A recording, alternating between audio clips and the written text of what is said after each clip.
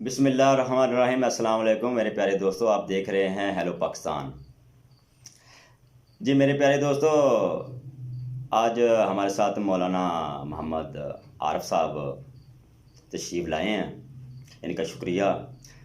اور آج ہم جانیں گے اسلام کے رکن کتنے ہیں اور کیا ہے، اور ان کی تفصیلات۔ جی مولانا صاحب۔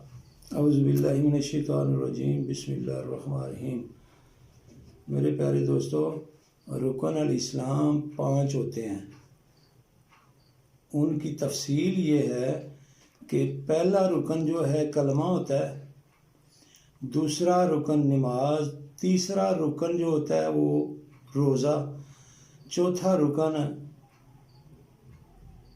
زکوٰۃ، پانچواں رکن جو ہوتا ہے حج ہوتا ہے۔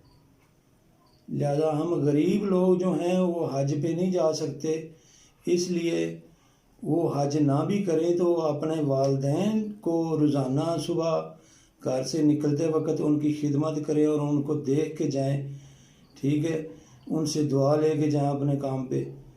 تو یہ رکن جو یہ غریب کا حج ہے، ٹھیک ہے، ماں باپ کی خدمت کرنا۔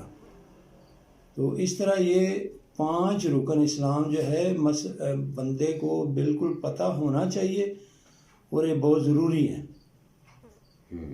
تو جب پتہ ہوگا تو تب عمل کریں گے نا۔ جی اس کے بعد اس کے بغیر ایمان بھی نامکمل ہے نا؟ اس کے بغیر ایمان بھی نامکمل ہے، اور یہ بندے کو، ہر مسلمان کو پتہ ہونا چاہیے۔